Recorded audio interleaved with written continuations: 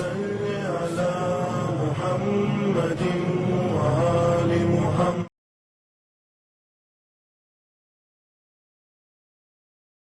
اعوذ باللہ من الشیطان الرجیم. بسم اللہ الرحمن الرحیم.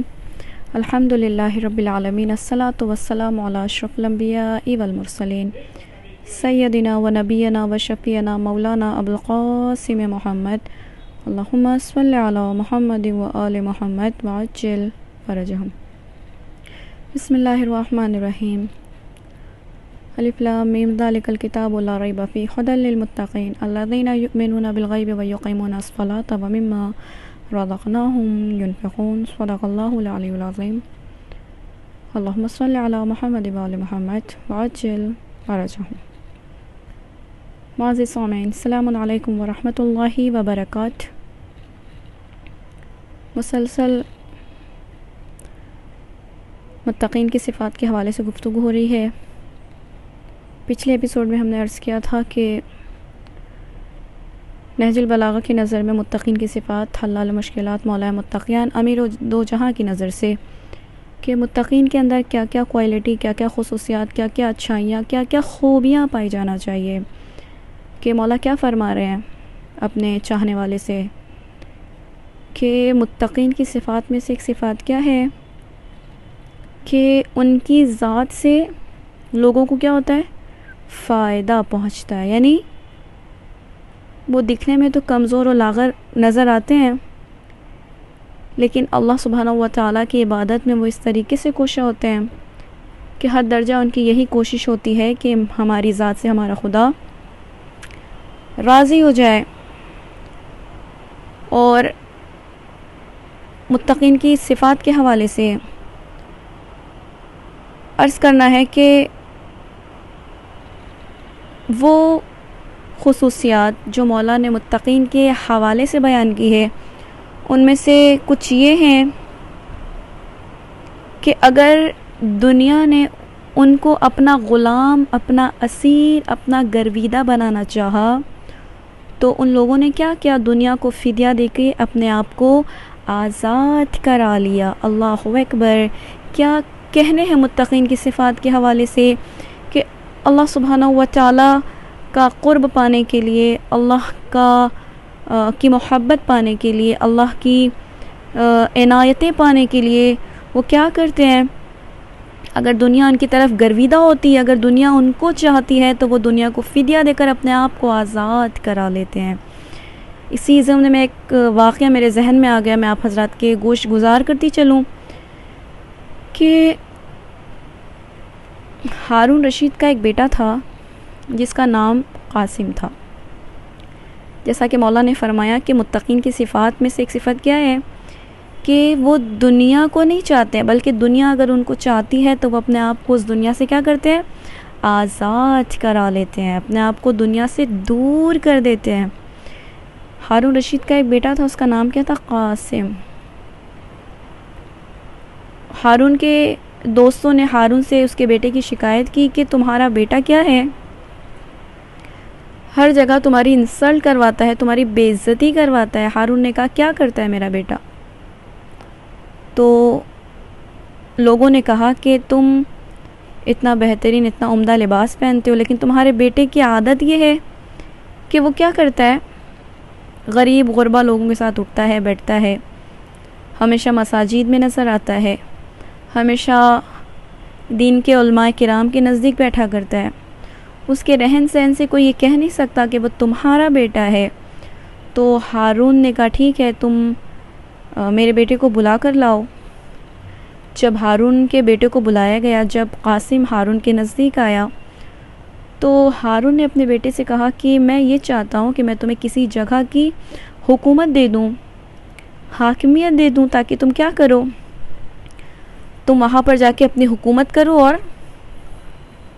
اللہ کی عبادت بھی کر سکو، اور میں تمہیں ایسے وزراء سے نوازوں گا، ایسے وزیر عنایت کروں گا کہ جو تمہاری اس کام میں مدد کریں گے، وہ تمہارے کاموں پر نظر کریں گے، اور تم کیا کرو گے، اللہ سبحانہ و تعالیٰ کی بہترین طریقے سے عبادت بھی کر سکتے ہو.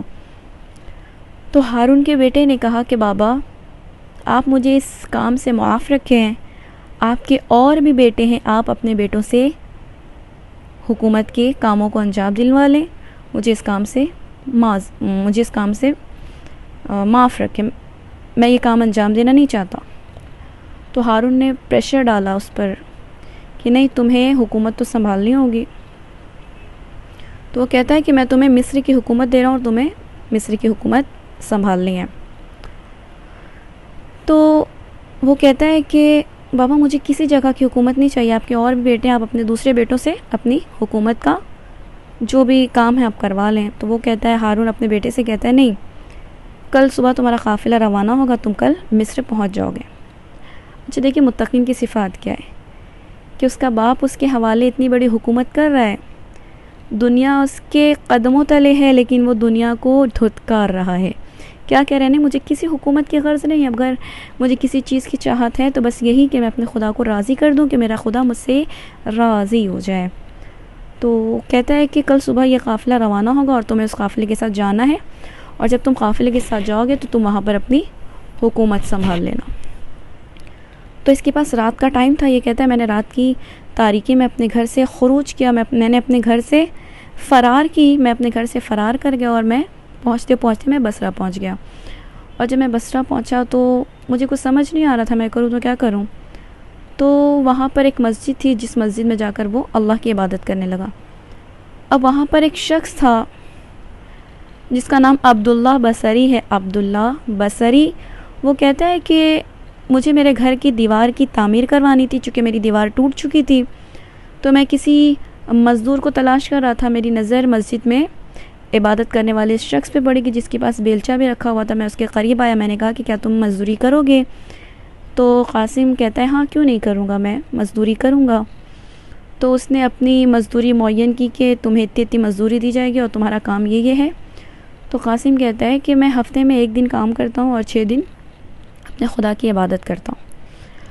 تو عبداللہ بصری نے کہا کہ کوئی مشکل نہیں ہے، کوئی پریشانی نہیں ہے، تم 1 دن کام کرنا اور 6 دن آرام کرنا، اللہ کی عبادت کرنا۔ بہرحال سنیچر کے دن وہ اس کے گھر پہ جاتا ہے اور مزدوری کا کام کرتا ہے، یعنی 2-3 بندوں کا کام یہ قاسم تنہا کرتا ہے۔ تو عبداللہ بصری کہتا ہے میں اس کے کام سے میں خوش ہو گیا، میں نے چاہا کہ اسے اور زیادہ اجرت دوں کہ اس نے 2-3 بندوں کا کام اکیلے تنہا کیا ہے۔ تو جیسے ہی میں نے اسے ایکسٹرا پیسے دینے چاہے تو اس نے یہ کہہ کہ مجھے میرے پیسے واپس کر دیے کہ میں اپنے حق حلال کی کمائی لینا پسند کرتا ہوں، میرا چونکہ اتنا ہی درہم بنتا ہے، اس سے زیادہ میں لینا پسند نہیں کرتا۔ تو عبداللہ بصری کہتا ہے کہ میں خوشی سے تمہیں دے رہا ہوں۔ تو قاسم کہتا ہے نہیں، مجھے کسی کی خوشی کی کوئی ضرورت نہیں ہے، اگر مجھے کسی کی خوشی میرے نزدیک امپورٹنٹ ہے تو وہ میرے خدا کی خوشی ہے کہ میرا خدا مجھ سے راضی ہو جائے۔ بہرحال نیکسٹ سیٹرڈے جب آیا تو قاسم اس کے گھر پہ نہیں پہنچتا ہے، تو اس کی تلاش میں جب یہ عبداللہ بصری ڈھونڈتے اس کی تلاش میں جاتا ہے تو پوچھتا ہے لوگوں سے کہ ایک بندہ تھا جو مسجد میں بیٹھتا تھا، وہ نظر نہیں آ رہا ہے، تم جانتے ہو کہ وہ کہاں ہے؟ تو اسے بتایا گیا کہ وہ فلانے خرابے میں رہتا اور بیمار ہے، وہ علیل ہے۔ تو عبداللہ بصری اس کی تلاش میں جب پہنچا تو اس نے دیکھا کہ قاسم جو ہے علیل ہے، بیمار ہے، بستر پہ پڑا ہوا ہے۔ تو عبداللہ بصری نے کہا کہ میں تمہاری عیادت کے لیے آیا ہوں، تمہیں ایسا کون سا مرض ہو گیا کہ تم اتنے بیمار ہو گئے کہ تم بستر سے لگ گئے؟ تو قاسم نے کہا کہ میں اپنی موت میں نزدیک دیکھ رہا ہوں کہ چند لحظے میں مجھے موت آ جائے گی۔ پھر قاسم نے عبداللہ بصری سے کہا کہ کیا تم میری شناخت کرنا چاہتے ہو کہ میں کون ہوں؟ تم مجھے جاننا چاہتے ہو؟ تم مجھے پہچاننا چاہتے ہو کہ میں کون ہوں؟ تو عبداللہ بصری نے کہا بتاؤ، تم اپنا تعارف کرواؤ کہ تم کون ہو؟ تو قاسم کہتا ہے کہ میں قاسم ہارون رشید کا بیٹا ہوں۔ جیسے اس کے کانوں میں یہ آواز آئی وہ کہتا ہے کہ ایسا لگا کہ مانو میرے پیروں تلے زمین کھسک گئی، کیونکہ مجھے ایسا لگ رہا تھا کہ میں نے بادشاہ کے بیٹے سے مزدوری کروائی ہے، ایسا نہ ہو کہ جب بادشاہ کو پتہ چلے تو اس کی تلوار ہو اور میری گردن ہو اور وہ مجھے قتل کروا دے۔ تو ہارون کا بیٹا قاسم کہتا ہے کہ ہرگز میں تم سے اپنا تعارف نہ کرواتا مگر یہ کہ مجھے اگر موت کا خوف نہ ہوتا، مجھے چند لحظوں بعد موت آ جائے گی، اس وجہ سے میں نے اپنا تعارف تم سے کروا دیا۔ پھر وہ یہ کہہ کے اپنی ایک انگوٹھی اتارتا اور کہتا ہے یہ دے دو میرے بابا کو، جب تمہارا کبھی بصرہ جانے کا بغداد جانے کا ارادہ ہو تو تم یہ انگوٹھی میرے بابا کو دے دینا اور کہنا کہ آپ کا ایک بیٹا تھا جس کا نام قاسم تھا، اس نے یہ انگوٹھی آپ کو بھجوائی ہے جو اس دنیا سے رخصت ہو گیا، اور یہ کہہ کے اس نے یہ انگوٹھی دی ہے کہ بابا میرے اندر اتنی سکت نہیں ہے کہ میں اس دنیا سے کی چھوٹی سی انگوٹھی کا بھی حساب اللہ کی بارگاہ میں دوں۔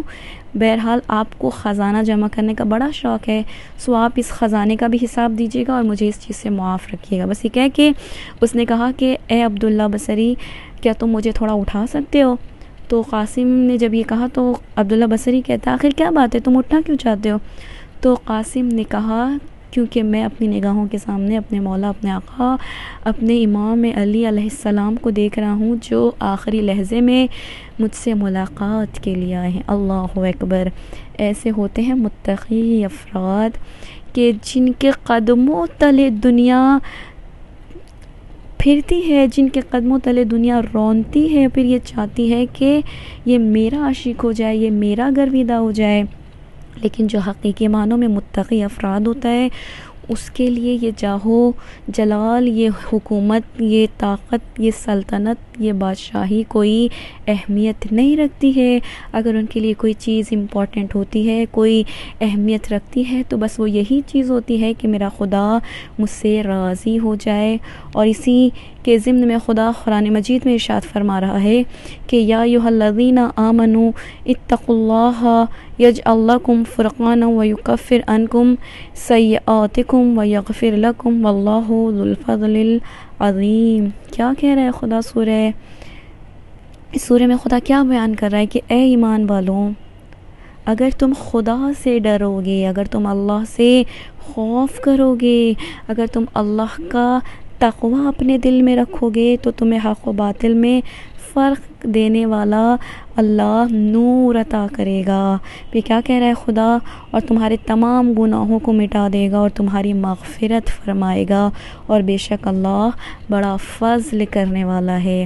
اور یقیناً یہی متقین کی صفات ہے کہ جس کے بارے میں مولا فرما رہے ہیں کہ متقی افراد وہ ہوتے ہیں کہ دنیا اگر ان کی گرویدہ ہوتی ہے، دنیا اگر انہیں چاہتی ہے، اگر انہیں پسند کرتی ہے تو وہ کیا کرتے ہیں؟ دنیا کو دھتکار دیتے ہیں۔